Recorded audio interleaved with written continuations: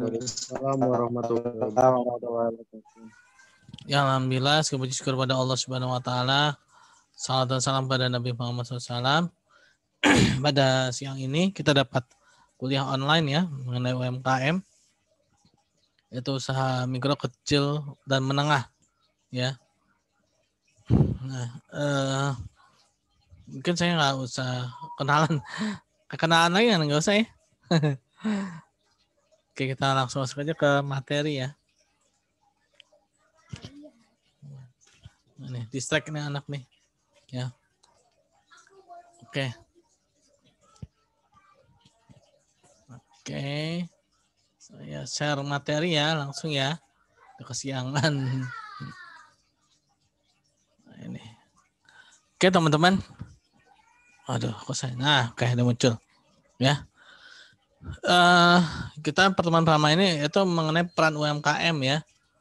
UMKM mungkin teman-teman sudah sering mendengar ya. Tadi saya juga sudah jelaskan sedikit itu mengenai usaha mikro, kecil dan menengah. Nah, UMKM ini mulai terkenalnya itu setelah tahun 1998 ya. Kenapa? Karena pada tahun 1998 itu memang terjadi sebuah pergolakan ekonomi yang luar biasa di Indonesia ya. Sebuah pergolakan ekonomi yang luar biasa. Kenapa? Karena banyak sekali terutama dalam dunia perbankan yaitu mengalami likuidasi ya. Perusahaan-perusahaan banyak yang mengalami kesusahan dalam membayar kewajiban-kewajiban jangka pendeknya ya. Dengan melambungnya nilai tukar dolar yang luar biasa dari 2.500 menjadi 15.000 ya. Nah, itu mengakibatkan banyak sekali usaha-usaha besar, usaha-usaha raksasa yang mengalami kebangkrutan ya. Dan bahkan pada saat ini pun ya juga bisa jadi ini sekarang ini alhamdulillahnya ya kita pada saat ini tidak terjadi kerusuhan sebagaimana tahun 1998 ya. Sebenarnya kalau dilihat ya kejadian sekarang secara ekonomi ya itu hampir sama sebenarnya ya. Hampir sama ya. Yaitu mengalami kemunduran ekonomi ya. Kalau suatu mengalami resesi ekonomi atau ekonominya itu reses. Reses itu apa? Istirahat ya.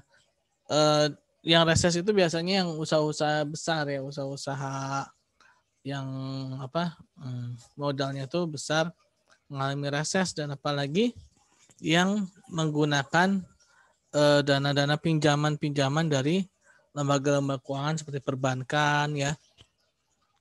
Nah, itu bagi usaha yang mengalami reses ini sangat berbahaya. Kenapa?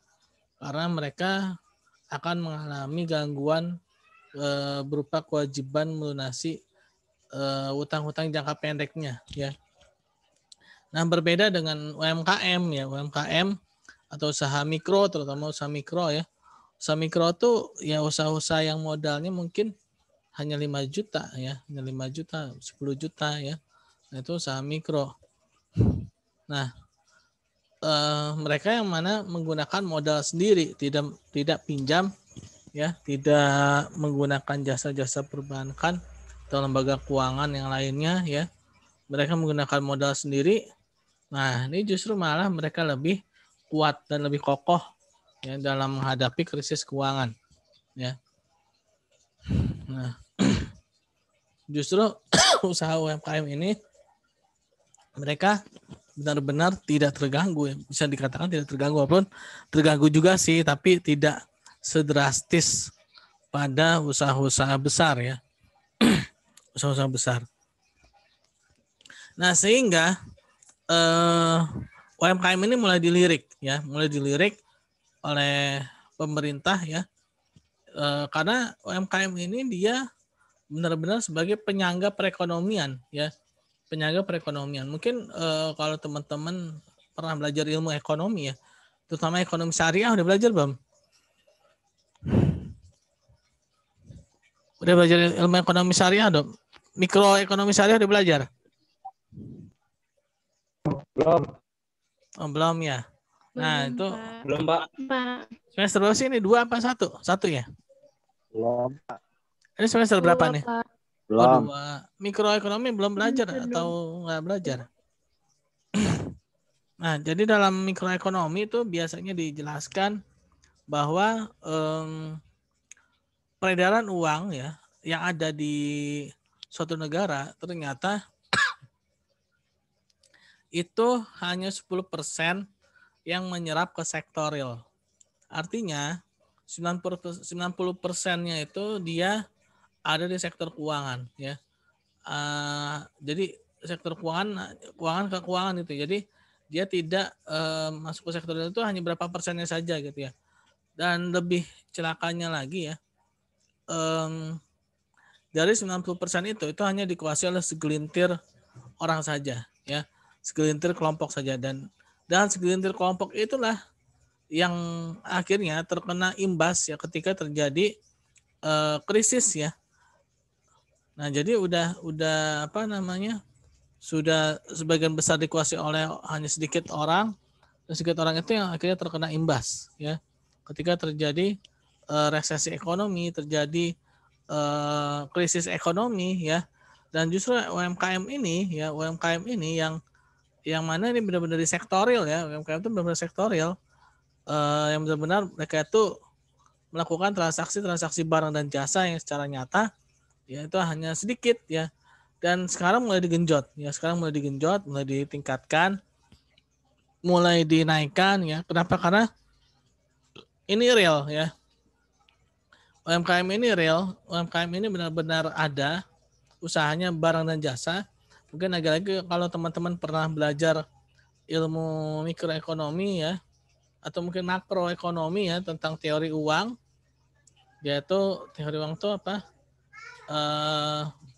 Money dikalikan dengan velocity sama dengan price dikalikan dengan trade ya. Nah, di situ mencerminkan ya bahwa uang yang beredar itu dikalikan dengan kecepatan yang beredar itu mencerminkan harga dan perdagangan ya.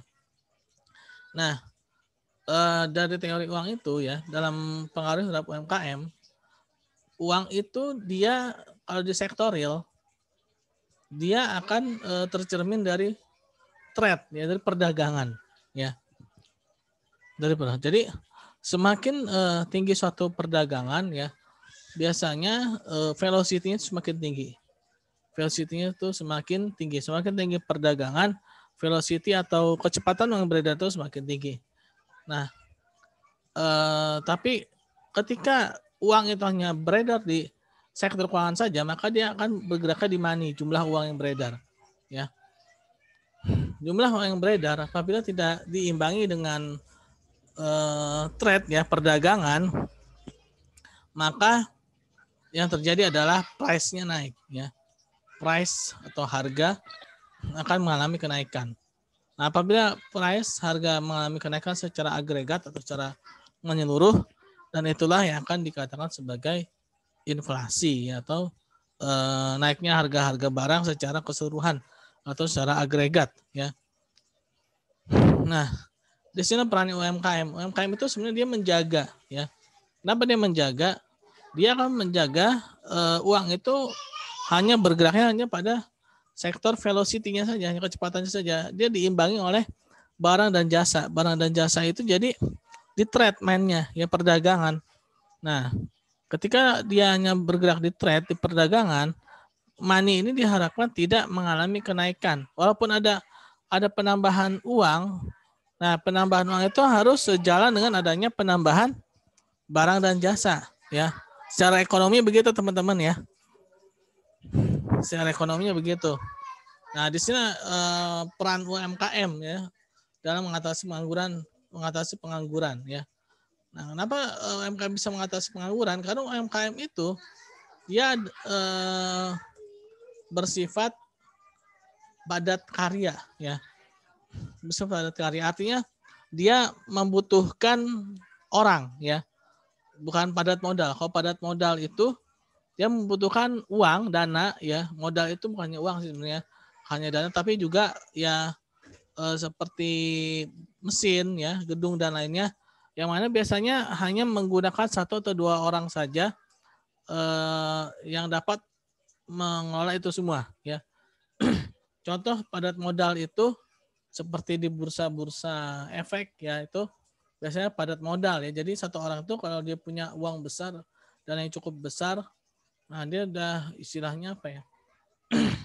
Dia cukup satu orang bermain saja udah cukup gitu ya. Nah, ini kondisi Indonesia sebelum tahun 1998 ya. Pertumbuhan ekonomi kita cukup lumayan tinggi loh teman-teman ya. Yaitu 7,4%. Ini memang sudah cukup lama ya. Nah, begitu terjadi krisis ekonomi ya tahun 1998, anjlok menjadi 13,1. Nah, lalu naik lagi tahun 2001 menjadi 3,3 ya. Lalu ada kontribusi output industri manufaktur ya, share output ini apa namanya, mengalami penurunan juga ya, UB itu. Itu apa ya? Saya kok lupa ya. Nah, artinya walaupun ini data tahun 98 teman-teman, ini merupakan cerminan data sekarang. Mungkin teman-teman bisa cari ya di Google search ya mengenai pertumbuhan ekonomi kita sekarang tuh berapa sih gitu ya. Nah, kenapa teman-teman harus tahu? Karena di situ teman-teman akan tahu kondisi ekonomi kita sekarang ini ya. Kondisi ekonomi kita sekarang ini.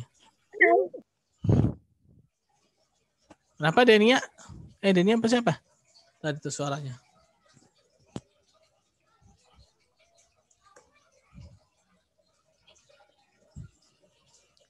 Nah, penyerapan tenaga kerja ya. Tenaga kerja ini dia ketika terjadi krisis ya, ketika terjadi resesi ekonomi itu biasanya banyak sekali tenaga kerja yang di PHK ya teman-teman ya. Banyak sekali yang di PHK. Nah, justru disinilah perannya UMKM ya. Mungkin teman-teman sebenarnya secara langsung atau tidak langsung ya, teman-teman tuh sudah berkecimpung di UMKM bagi yang berjualan. Teman-teman kalau mungkin ada yang suka jualan apa namanya, minuman, makanan ya, itu sederhananya itu udah ikut UMKM teman-teman ya. Nah itu kalau menurut saya sih data-data seperti ini ya, ini hanyalah data-data yang apa, kalau bahasa tadi tuh mata kuliah yang tadi ya, desain web itu, desain itu ini hanyalah desain penghias saja ya, desain penghias. Intinya ya, teman-teman dengan teman-teman ikut melakukan perdagangan ya, jualan makanan, jualan minuman, itu kan perdagangan ya teman-teman ya. Nah itu teman-teman sudah ikut dalam berkecimpung dalam bisnis UMKM. Nah ini penyerapan tenaga kerja ya.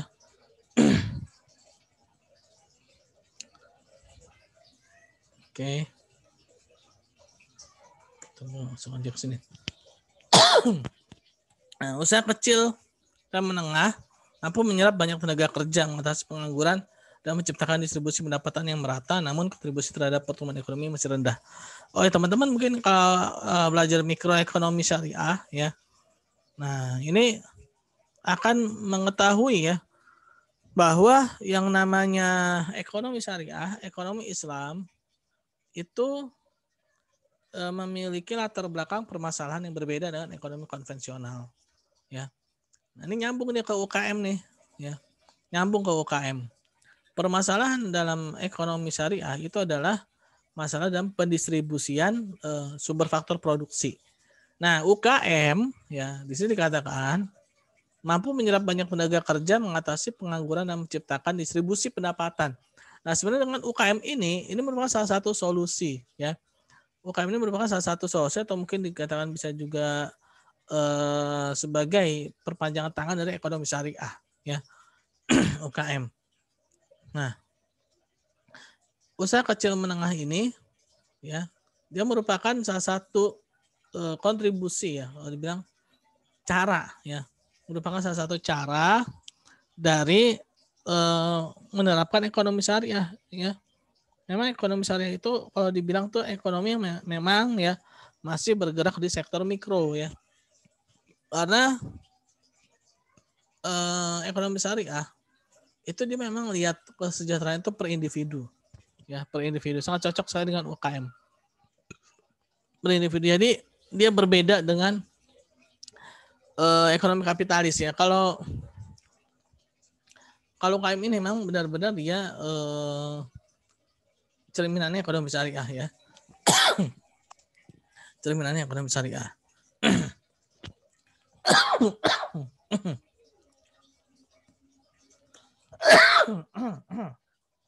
Bentar ya. Bagaimana mewujudkan UKM yang tangguh dan mampu menyerap banyak tenaga kerja dan pemerataan pendapatan sekaligus memandu pertumbuhan ekonomi yang tinggi. Nah, bagaimana? Ya. Nah, memang bangsa Indonesia ini kalau dibilang masih awal ya, bahkan baru. Kita sebenarnya tertinggal terutama dari Cina ya. Cina itu pintar sekali dagangnya ya. Mungkin ada dari beberapa orang Indonesia ya, dari suku biasanya katanya orang Padang jago ya, jualannya jago gitu kan. Tapi walau alam ya. Tapi banyak juga yang bukan orang Padang yang bisa jualan gitu kan. Artinya gini, kita ini memang masih minim sekali dalam hal berdagang ya. Nah, kita masih kebanyakan sifat konsumtifnya ya. Kebanyakan kita sifat konsumtifnya. Dan adapun orang-orang yang memang dari awalnya itu berdagang dan bahkan apa ya kalau dibilang tuh jiwanya itu berdagang ya.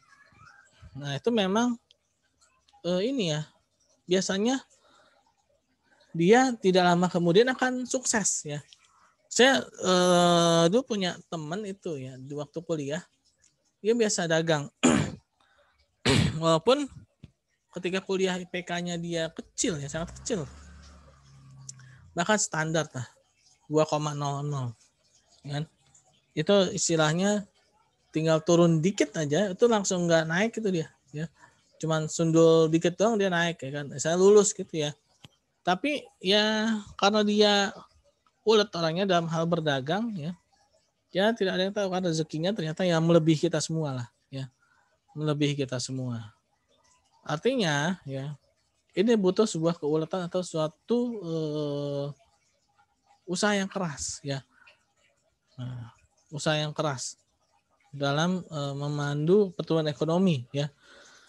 Nah, di sini UKM ya. UKM diperlukan. UKM diperlukan dalam membangun perekonomian ya. Perekonomian Indonesia ini menjadi lebih bagus lagi gitu ya.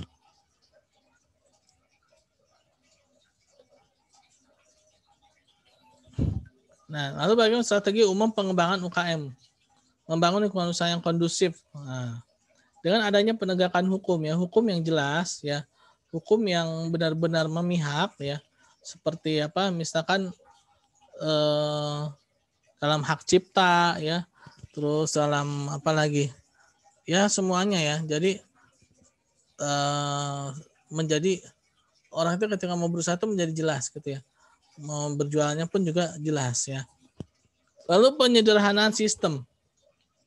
Nah, penyederhanaan sistem itu maksudnya ketika dia mau apa ya, mendistribusikan ya. Ini bisa langsung sampai ke tangan konsumen dalam sistem yang pendek ya. Contoh misalnya gini. Seorang petani ketika dia ingin menjual hasil taninya itu dia harusnya bisa langsung ke konsumen. Seperti petani-petani di Thailand ya, petani-petani di Filipina ya. Mereka itu bisa langsung ekspor ke berbagai macam negara ya. Dari mereka langsung loh. Kalau kita kan enggak kan. Kita dari petani itu kan ke pengepul ya kan. Dari pengepul masuk ke mungkin yang koperasi ya. Dari koperasi mungkin masuk ke Bulog. Dari Bulog masuk ke distributor ya, agen ya. Nah, terus masuk lagi ke apa namanya? Pengecer baru ke konsumen kan. Artinya kan panjang ya. Sistem kita terlalu panjang. Sehingga kualitas barang yang dijualnya itu pun akhirnya menjadi turun. Tapi harganya menjadi mahal atau menjadi naik ya, mahal menjadi naik karena sistemnya terlalu panjang. Nah, itulah akibat terlalu panjangnya sistem penjualan yang ada ya. Lalu penyederhanaan jumlah perizinan. Nah, ini ketika melakukan perizinan itu jangan terlalu banyak ya, misalkan udah ada TDP, ada SIUP, ada apalagi itu banyak lah ya. Akhirnya ya mau apa kalau dibilang mau membuka sebuah usaha itu jadi kebanyakan dananya ya kan, modalnya jadi terlalu besar ya, modalnya menjadi terlalu besar ya, harus disederhanakan. Lalu penataan kelembagaan, konsolidasi institusi birokrasi ya. Nah, ini diharapkan ketika melakukan sebuah mulai usaha gitu ya, diharapkan setiap institusi itu saling sambung menyambung ya, seperti sistemnya perbankan kan. Nah, ini administrasi yang paling rapi itu administrasinya perbankan ya.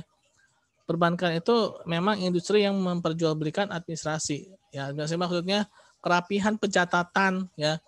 Pencatatan, kalau dia nggak rapi catatannya ya nggak laku banknya kan. Karena kan yang yang ditonjolkan dalam dunia perbankan kan itu, yaitu kerapihan, ya, kerapihan dalam hal pelaporan keuangan, ya kan, administrasinya, ya. Nah, sehingga masyarakat percaya menaruh uang mereka ke perbankan. Nah, harusnya seperti itu, ya. Ada saling sambung menyambung, ya, online satu dengan lainnya. Sehingga ketika ada seorang yang buka usaha, ya, dia misalnya udah perizinannya sudah goal nih di satu institusi gitu kan. Jangan hanya institusi yang lain mempertanyakan hal yang sama gitu. Dia menanyakan, udah kesini belum? Udah kesini. Jadi istilahnya tuh jadi ini ya. Jadi apa ya? Yang satu jalan ke kiri, yang jalan ke kanan itu nggak nyambung gitu. Jangan sampai padahal itu satu satu wadah gitu. Atau mungkin tuh sejauh itu satu istilahnya ya satu atap lah ya. Nah, itu jangan sampai seperti itu gitu kan. Lalu penyempurnaan peraturan perundangan ya. Nah, perundang-undangan harus sempurna sehingga seorang yang ingin membuka sebuah UKM ya, usaha, itu dia tidak bingung lagi dengan perundangan yang masih rancu atau bermakna ganda atau yang tidak sempurna ya. Nah, itu adalah strategi umum ya dalam pengembangan UKM.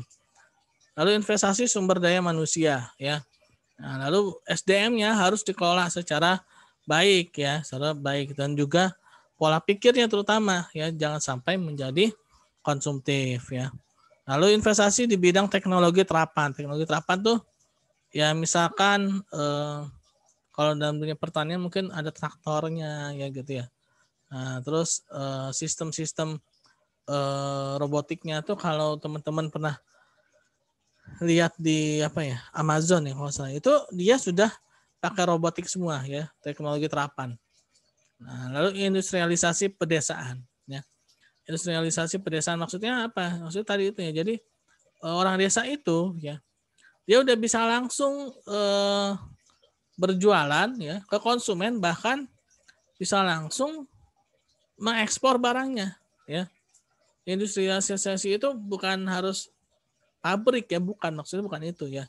Artinya si orang desa itu dia bisa langsung mengakses ke pasar dan bahkan dia langsung ke luar negeri ya.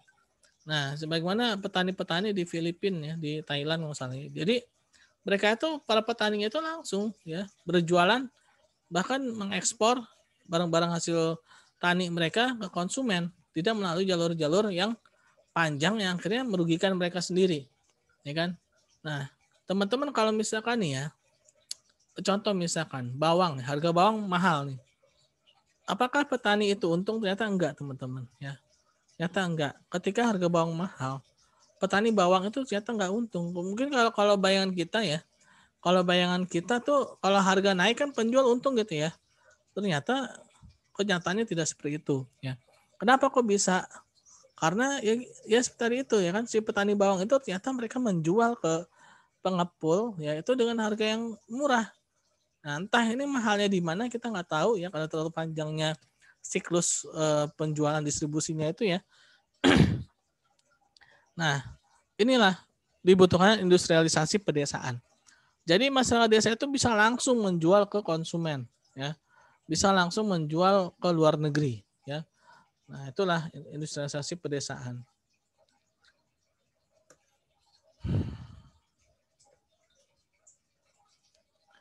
Nah, lalu bagaimana strategi pemasaran produk UKM?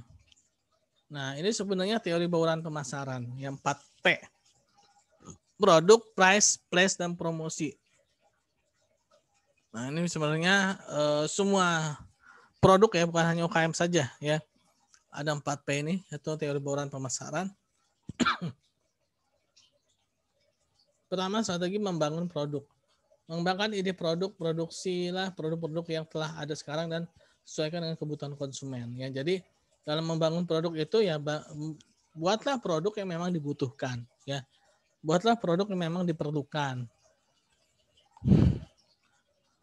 Mendahulukan produk yang memiliki pasar. Nah, jadi yang memiliki pasar itu maksudnya apa? Yang memiliki konsumen. Ya. Nah, yang punya konsumen. Jangan kita istilahnya membuat satu produk yang pasarnya itu masih kurang, ya. Pasar itu masih kurang, konsumen itu misalkan masih sedikit. Contoh misalkan ya, di sebuah daerah wilayah dusun terpencil yang masyarakatnya itu mungkin menengah ke bawah, ya, yang dibutuhkannya itu sebenarnya ya pangan aja lah, makan aja ya, makan. Tapi kita malah memproduksinya, berjualannya handphone, pasti nggak laku, ya kan? Kenapa? Karena handphone itu cenderung mahal, ya kan? Yang dibutuhkan itu adalah makanan. Nah, jadi seperti itu ya. Jadi kalau memang dibutuhkan bukannya warteg, ya warteg buka ya, jangan buka counter handphone, gitu kan? Contohnya seperti itu. Lalu mengembangkan produk-produk baru yang dipelajari dari reaksi konsumen over time ya. Nah, produk-produk baru yang dipelajari dari reaksi konsumen. Jadi misalkan nih konsumen sekarang mungkin kalau handphone di masyarakat perkotaan udah inilah ya, umum lah ya. Nah, produk baru ini maksudnya gini, misalkan kan kalau gadget ya kan udah biasa ya. Nah, sehingga konsumennya butuh nih gadget yang kayak gimana, atau apalagi di masa pandemi sekarang dibutuhkan misalkan gadget yang murah meriah gitu kan. Nah, itu kan reaksi konsumen tuh. Kalau nggak salah ini ya, Samsung itu udah turun nih harganya. Jadi Samsung jadi promosi, bukan promosi ya. Maksudnya salah satu contoh aja ya, reaksi. Jadi dia melihat reaksi ya, bagaimana kebutuhan konsumen gitu kan. Lalu spesialisasi dalam menghasilkan produk-produk yang berkualitas dan konsentrasi hanya pada proses produksi.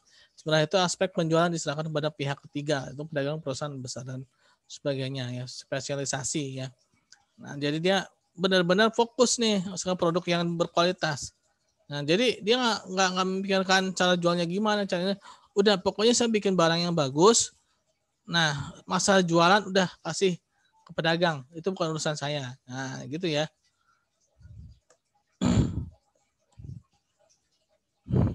Nah, harga, lalu penentuan harga berdasarkan biaya produksi ya. Nah, bagaimana harga itu biaya produksinya, lalu penentuan harga sesuai dengan harga yang diberlakukan kompetitor. Penentuan harga berdasarkan demand driven ya. Penentuan harga berdasarkan diskriminasi antar kemampuan pasar. Nah, jadi harga itu ada beberapa cara. Itu biaya produksinya ditambah dengan keuntungan atau juga dengan pesaing berapa sih jualannya berapa harganya gitu kan. Oh, sekian, berarti kita juga sekian gitu ya. Lalu juga dengan demand driven, misalkan konsumen kira-kira nih kalau jual sekian kira-kira lakunya berapa ya, konsumen mau beli berapa ya. Nah, itu demand driven gitu ya. Kalau penentuan harga diskriminasi maaf ya, diskriminasi atau kemampuan pasar ya, kita lihat ya. Oh, ini harga sekian nih. Kita murahin gitu ya.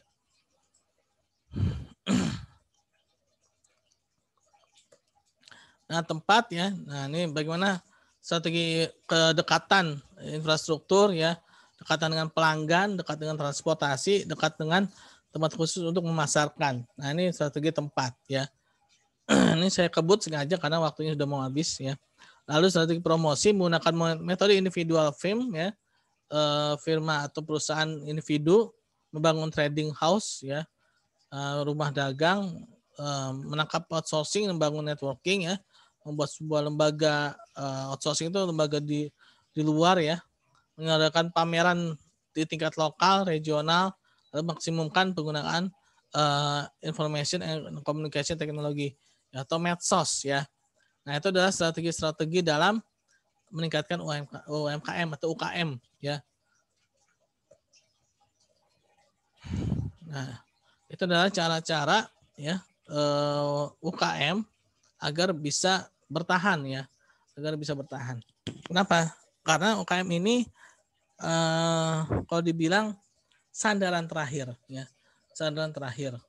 UKM ini teman-teman, kalau dalam ilmu ekonomi syariahnya, yaitu dia sebenarnya ininya nyambungnya nanti ke zakat ya. Kenapa nyambungnya ke zakat? Jadi gini teman-teman, kalau orang bayar zakat itu biasanya ke orang yang nggak dalam tanda petik fakir miskin gitu ya. Nah, orang fakir miskin ya, itu kan biasanya mengeluarkan uangnya ya, mengeluarkan uang mereka itu untuk makan ya kan. Gak mungkin orang miskin itu mengeluarkan uangnya untuk nabung, enggak. Apalagi misalkan beli saham ya, enggak lah ya. Orang miskin itu biasanya mengeluarkan uang itu pasti untuk makan. Nah, makannya orang miskin itu pasti juga biasanya belinya di warteg ya, atau belanjanya di pasar tradisional ya. Tapi bukan berarti juga yang belanja di pasar tradisional itu orang miskin, bukan itu maksudnya. Biasanya dia akan langsung ke yang terdekat kan. Jarang-jarang misalkan fakir miskin itu makannya minum kopinya di Starbucks ya. Enggak ya kan, atau mungkin minum kopinya di tempat-tempat restoran yang mahal ya kan, jarang. Bahkan tidak pernah ya. Nah, nantinya ya orang-orang fakir miskin ini yang tadinya dia tidak bisa mengakses ke pasar, dia pasti kan bisa mengakses ke pasar. Pasarnya pun juga pasar-pasar yang mungkin yang harganya sesuai dengan kantong mereka. Nah, artinya mereka akan mengaksesnya kemana? Ke UMKM ya. Jadi nyambung nih ya, nyambung. Nah, jadi orang-orang yang fakir miskin itu dia kan nyambungin ke UMKM ya. Nah, kayaknya teman-teman kalau jualan tuh jangan mahal-mahal, kan itu maksudnya ya. Jadi ya teman-teman ya, orang-orang yang fakir miskin ini ketika kita menunaikan zakat kita ya, mereka akan ikut menggerakkan UMKM, akan menjadi pembeli UMKM kita ya, akan menjadi konsumen ya, konsumen dari UMKM kita. Nah, jadi seperti itu ya. Jadi sebenarnya antara ekonomi syariah dengan UMKM itu saling nyambung. UMKM itu bisa jadi salah satu cara ya, cerminan dari ekonomi syariah. Selama UMKM itu pun juga jujur ya, UMKM itu pedagang-pedagangnya amanah ya. Nah, itu akan sangat berpengaruh ya. Akan sangat berpengaruh terhadap ekonomi syariah ya. Dan juga UMKM-nya dia meminjam modalnya dengan cara-cara yang sesuai dengan syariah, misalkan dengan sistem mudharabah ya, bukan dengan cara bunga ya. Nah, udah tuh cocok banget ya. Nah, itulah ya mengenai UMKM ya. Ini UMKM.